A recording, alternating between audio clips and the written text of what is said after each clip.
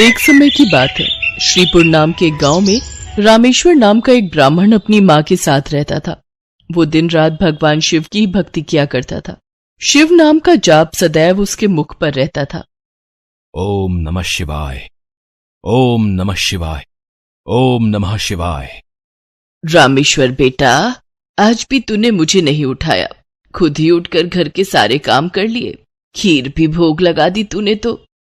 हाँ माँ, मैंने सोचा फटाफट से काम करके खीर बना लेता हूं।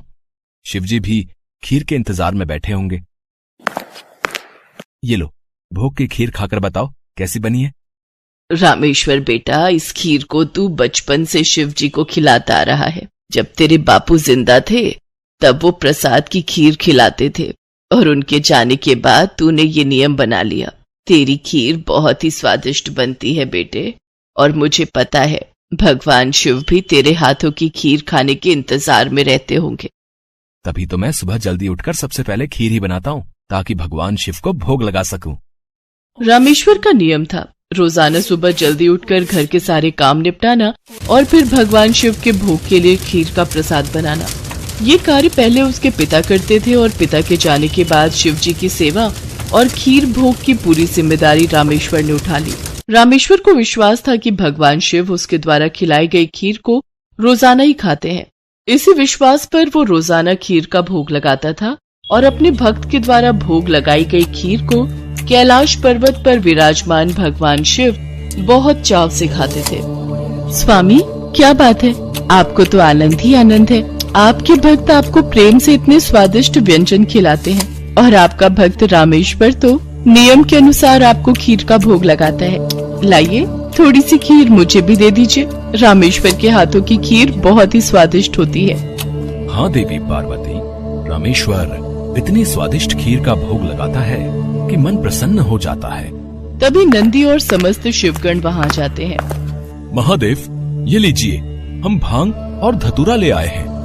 नंदी, अभी तो हम स्वादिष्ट खीर का आनंद ले रहे हैं। ऐसा करो, भांग और धतूरे को वहाँ छोटे पर्वत पर रख दो। हम कुछ समय के बाद उसे ग्रहण करेंगे। अरे नंदी महादेव तो हमारी ओर देख तक नहीं रहे। उनका सारा ध्यान तो रामेश्वर की बनाई हुई खीर पर है। ऐसे कब तक चलेगा नंदी? हाँ, मैं भी यही देख रहा हूँ। इतने प्रेम से हम भांग और धतूरा पीस कर लाए और महादेव ने हमें इसे रखने के लिए बोल दिया। अरे नहीं नहीं, ऐसी बात नहीं है। महादेव ने बोला है कि हम उसे वहां रख दें। वो कुछ देर बाद उसे ग्रहण करेंगे। महादेव रोजाना रामेश्वर की भोग लगाई हुई खीर को बहुत चाव से खाते हैं। नंदी, मैं तो कई बार सोचता हूँ कि रामेश्वर की खीर में ऐसा क्या है कि भोलेनाथ सबसे पहले उसकी भोग लगाई खीर को ही खाते हैं और फिर और किसी तरफ उनका ध्यान ही नहीं जाता। तभी तो हम भांग धतूरा लेकर आए और उन्होंने बिना देखे ही इसे रखने के लिए बोल दिया। हाँ, कह तो तुम ठीक रहे हो भैरव। महादेव को भांग धतूरा इतना प्रिय है, पर रामेश्वर की खीर से ज्यादा उन्हें इस समय कुछ भी प्रिय नहीं लग रहा। तो क्या किया जाए नंदी कि महादेव का ध्यान अपने भक्त रामेश्वर से हटकर हमारी ओर आ जाए? एक रास्ता है। नंदी ने सभी गणों के कान में कुछ कहा। उसके पश्चात सभी गण पृथ्वी लोक पर आ गए और सबने ब्राह्मण रूप ले लिया और सब लोग रामेश्वर के पास पहुँचे। रामेश्वर शिव जी को खीर का भोग लगाने के लिए बाजार से सामान खरीद रहा था। ब्राह्मण वेश में नंदी ने रामेश्वर से कहा, रामेश्वर, तुम हमें नहीं जानते, पर हम तुम्हें बहुत अच्छे से जानते हैं। तुम भगवान शिव के भक्त हो और रोजाना उन्हें खीर का भोग लगाते हो। हाँ ब्राह्मण देव, आप तो सब कुछ जानते हैं। हाँ रामेश्वर, हम सब जानते हैं, इसीलिए तो हम तुम्हारे पास आए हैं। हमें पता है कि तुम महादेव के परम भक्त हो, पर तुम्हें पता है महादेव अब रोजाना खीर खाकर ऊब गए हैं। इसलिए अब तुम कुछ दिनों के लिए खीर का भोग रोक दो। तुम एक काम क्यों नहीं करते? तुम महादेव को सप्ताह में एक दिन खीर का भोग लगाया करो, जिससे महादेव को और अधिक स्वाद आएगा। अब महादेव को इतने सारे भक्त पूजते हैं। महादेव भी तो इतने सारे भक्तों के द्वारा दिए भोग को ग्रहण करते हैं। उनका पेट बहुत भर जाता है। अगर तुम उनको सप्ताह में एक दिन खीर का भोग लगाओगे तो उन्हें तुम्हारी खीर का इंतजार रहेगा और वो और अधिक आनंद से खीर खाएंगे। क्यों, हम सही कह रहे हैं ना? ये तो आप ठीक कह रहे हैं ब्राह्मण देव। इस विषय में तो मैंने कभी सोचा ही नहीं। अब मैं एक काम करता हूँ, मैं सप्ताह में एक दिन ही भगवान को खीर का भोग लगाया करूंगा, ताकि वो और भी भक्तों का प्रसाद ग्रहण कर सकें और फिर उन्हें मेरी खीर का बेसब्री से इंतजार रहे। भोला भाला रामेश्वर शिवगणों की बातों में आ गया शिवगण खुशी खुशी कैलाश वापस लौट आए। अब शिव जी रोजाना रामेश्वर की खीर का इंतजार करने लगे कि कब रामेश्वर उन्हें भोग लगाए और कब वो खीर का भोग खाए। पर कुछ दिनों तक रामेश्वर ने खीर का भोग बनाया ही नहीं, तो शिव जी को खीर कहाँ से मिलती। अब सप्ताह में एक दिन रामेश्वर ने खीर का भोग लगा दिया तो शिव जी ने खीर खा ली। फिर उसके बाद कुछ दिन और खीर नहीं मिली तो भगवान शिव सोच में पड़ गए। उन्होंने अपने नेत्र बंद किए और उन्हें सारी सच्चाई पता लग गई और भगवान शिव को गुस्सा आ गया। शिव जी को गुस्से में आया देख सभी गण उनके समक्ष हाथ जोड़कर खड़े हो गए। नंदी, श्रृंगी, वीरभद्र, भैरव, तुम सभी गण जानते भी हो कि तुमने क्या किया है। मेरे भक्त रामेश्वर के द्वारा भोग में अर्पित की गई खीर मुझे कितनी प्रिय है और तुमने उसे खीर का भोग रोजाना लगाने के लिए मना कर दिया। महादेव, हमें क्षमा कर दीजिए, हमसे भूल हो गई। महादेव, जब हम आपको खीर खाता हुआ देखते थे तो हम यही सोचते थे कि आप हमारी ओर ध्यान नहीं दे रहे हैं। अच्छा, तो ये कारण है। पर तुम सब ये नहीं जानते कि मेरा प्रेम अपने सभी भक्तों पर एक समान है। मैं भला तुम्हें कैसे भूल सकता हूँ। तुम तो मेरे हृदय में वास करते हो। तुम सब तो मेरी ही शक्तियों द्वारा उत्पन्न हुए हो। संसार में मेरा प्रत्येक भक्त मुझे एक समान प्रिय है और प्रत्येक भक्त के हृदय में मैं ही विद्यमान हूँ। इसलिए मेरा प्रेम कभी भी कम या ज्यादा नहीं हो सकता। माता पिता के लिए तो उनके सभी बच्चों में प्रेम एक समान होता है। फिर तुम ये भूल कैसे सकते हो। भगवान शिव की बातें सुनकर सभी शिवगण समझ गए कि उन्होंने कितनी बड़ी भूल कर दी। सचमुच महादेव का प्रेम तो अपने सभी भक्तों के लिए एक समान रहता है। इसके बाद सभी शिवगण फिर से एक बार रामेश्वर के पास गए। रामेश्वर, हमें भगवान शिव का संदेशा आया है। वो कह रहे थे कि तुम्हारी खीर इतनी स्वादिष्ट होती है कि वो सप्ताह भर की प्रतीक्षा नहीं कर सकते। सप्ताह में एक दिन भोग से उनका मन ही नहीं भरता। इसलिए उनकी आज्ञा है कि तुम रोजाना ही उन्हें खीर का भोग लगाया करो। आप सच कह रहे हैं ब्राह्मण देव। भगवान शंकर को मेरे हाथों की बनी खीर इतनी प्रिय है। ठीक है, फिर मैं रोजाना उन्हें खीर का भोग लगाऊंगा। ये सुनकर रामेश्वर बहुत खुश हुआ। अब एक बार फिर रामेश्वर रोजाना खीर बनाकर भगवान शिव को भोग लगाने लगा। अब तो समस्त शिवगण भी भगवान शिव के साथ रामेश्वर द्वारा भोग लगी प्रसाद की खीर का आनंद लेते और खूब भरपेट खीर को खाते। भगवान शिव और देवी पार्वती दोनों सभी गणों को इस प्रकार खीर खाता देख मंद मंद मुस्कुराने लगे। भगवान शिव ने अपने परम भक्त रामेश्वर को सभी सुख सुविधाओं से पूर्ण रखा। उसके जीवन में कभी भी कोई कठिनाई नहीं आई। रामेश्वर का विवाह एक बहुत ही सुशील कन्या के साथ हुआ। उसके घर में 2 बच्चों का जन्म हुआ। अपने परिवार के साथ संपूर्ण जीवन खुशी खुशी व्यतीत करके रामेश्वर अंत में मोक्ष को प्राप्त हुआ। भोलापुर गांव में बृजपाल नाम का एक ब्राह्मण रहता था, जो कि बहुत ही आलसी स्वभाव का था। घर में उसकी पत्नी सुनीता और बेटी गुड्डी उसके साथ रहती थी। बृजपाल सारा दिन खाट पर ही पड़ा रहता था। बृजपाल दिन भर में बस एक ही काम करता था और वो था भगवान शंकर की पूजा। वो हर रोज सुबह शाम शंकर भगवान की पूजा करता, उनके नाम की माला जपता, फिर सो जाता। अपने आलस के कारण सारा दिन सोए रहने की वजह से अक्सर बृजपाल और उसकी पत्नी में खटपट होती रहती। अब उठ भी जाओ जी, कितना सोओगे, चलो अब खाना खाकर खेत चले जाओ, फसल काटने का समय हो गया है। और हाँ, वापसी में आते हुए नदी किनारे लगे सरसों का साग तोड़ कर ले आना।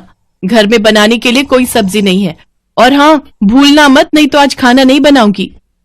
अपनी बीवी की बातों को नजरअंदाज कर बृजपाल फिर से चादर तानकर सो जाता है। सुनीता गुस्से में लाल पीली हो जाती है। उधर कैलाश में बैठी माँ पार्वती शंकर भगवान से कहती हैं, हे नाथ, ये आपका कैसा भक्त है जो आपकी भक्ति के अलावा और कुछ काम नहीं करता, बस अपने आलसी शरीर के कारण खाट पर ही पड़ा रहता है, कोई कर्म नहीं करता। आपको तो ऐसे भक्त का मार्गदर्शन करना चाहिए। देवी, इसमें इसकी कोई गलती नहीं। ये सारा किया इसके पिछले जन्म का है। तब ये एक आलसी गधा हुआ करता था जो सारा दिन मेरे मंदिर के बाहर लेटा रहता था। मंदिर में जब भी मेरे नाम का उच्चारण भक्तगण करते तो उसका स्रोत उसके कानों में गूंजता और उसे नींद में भी मेरा ही नाम सुनाई देता। फिर एक रोज श्रवण मास में ये चल बसा और फिर अगले चारों में इसने मनुष्य रूप में जन्म लिया। लेकिन इसके पिछले जन्म के आलसी स्वभाव ने इसका पीछा नहीं छोड़ा। जब सही समय आएगा तब मैं इसे ज्ञान दूंगा। हे भगवान, क्या करूं मैं इस आदमी का? ये तो फिर से लेट गए। कब से कह रही हूँ उठ जाओ, खेतों में फसल बड़ी हो गई है। अगर समय रहते उसे नहीं काटा तो उसे जानवर चढ़ जाएंगे या कोई चुरा लेगा। सुन रहे हो ना मैं क्या कह रही हूँ? हे शिव जी, ना जाने इनका आलस कब खत्म होगा। इनके आलस से तो मैं अब तंग आ चुकी हूँ। सुनीता लगातार बड़बड़ाए जा रही थी, लेकिन आलसी ब्राह्मण के सर पर तो जूं तक न रेंगे। वो तो बस चुपचाप अपनी खाट पर लेटा हुआ था। बृजपाल को न उठता देख सुनीता गुस्से में आ जाती है और बाहर आंगन में रखी पानी की बाल्टी उठाकर लाती है और बृजपाल के ऊपर गिरा देती है। बृजपाल पूरा भीग जाता है और वो गुस्से में उठकर उससे लड़ने लगता है। काफी देर तक दोनों में खूब कहासुनी होती है। फिर वो गुस्से में घर से निकलकर शंकर भगवान के मंदिर में चला जाता है और वहां पहुंचकर शंकर जी से कहता है, हे शंकर भगवान, अपनी पत्नी की रोज रोज की झिकझिक से मैं तंग आ चुका हूं। अगर मेरी भक्ति ने आपको प्रसन्न किया है तो मुझे आप दर्शन दीजिए प्रभु। इतना कहते ही वो जोर जोर से रोने लगता है। अपने प्रति उसका प्यार और श्रद्धा देखकर शंकर भगवान उसको दर्शन देते हैं और कहते हैं, बृजपाल, तुम्हारी भक्ति ने मुझे प्रसन्न किया है। तुम सचमुच मेरे परम भक्त हो। कहो, तुम्हें मुझसे क्या वरदान चाहिए? हे प्रभु, मुझे ऐसी कोई चीज दीजिए जो मेरी हर बात माने और मेरा सारा काम कर दे। ये लो, मेरा ये छोटा त्रिशूल। तुम इस त्रिशूल को जहां भी रखोगे वो अपना काम खुद ही करने लग जाएगा और काम पूरा होने के बाद ही रुकेगा। लेकिन हां, अगर तुमने इसे काम के लिए मना किया तो ये हमेशा हमेशा के लिए गायब होकर वापस मेरे पास आ जाएगा। भगवान शंकर उसको त्रिशूल देकर अंतर ध्यान हो जाते हैं। त्रिशूल देखकर बृजपाल ये सोचकर बड़ा खुश हो जाता है कि अब से उसे कुछ भी काम नहीं करना पड़ेगा। इसके बाद वो त्रिशूल लेकर घर पहुंचता है और अपनी पत्नी और बेटी को त्रिशूल के बारे में सारी बात बताता है। अगले दिन सुबह ही बृजपाल ने भगवान शंकर का नाम लेकर उस त्रिशूल का इस्तेमाल शुरू कर दिया। वो जैसे ही त्रिशूल को घर के बीचों बीच रखता, सारे घर में अपने आप ही सफाई हो जाती। वो जिस भी चीज पर उस त्रिशूल को रख देता वो अपने आप काम करने लग जाता। खेतों में रख देता तो अपने आप ही सारी फसल कट जाती। ऐसे ही कई दिन बीत जाते हैं। एक रोज जब सुनीता गुड्डी के साथ अपने मायके गई होती है तो बृजपाल त्रिशूल को गैस के पास रखकर कहता है, मेरे लिए जल्दी से स्वादिष्ट सा भोजन तैयार कर दो। चूल्हे पर अपने आप कढ़ाई चढ़ जाती है और उसमें खुद ही तेल मसाले पड़ने लग जाते हैं। देखते ही देखते स्वादिष्ट पकवान बनकर तैयार हो जाते हैं, जिन्हें बृजपाल बड़े ही चटकारे लेकर खाता है। आहा, वाह, मजा ही आ गया। वाह वाह वाह, क्या स्वाद है। रोज भाग्यवान के हाथों का भोजन करके तो मैं परेशान ही हो गया था। सच में कमाल का है ये त्रिशूल।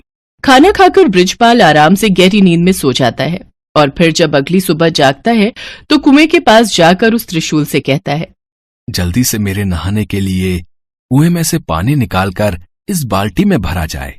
कुएं में से पानी निकालना हो, पौधों को पानी देना हो, साफ सफाई, कपड़े, बर्तन, सभी तरह के काम वो त्रिशूल बृजपाल के कहते ही कर देता।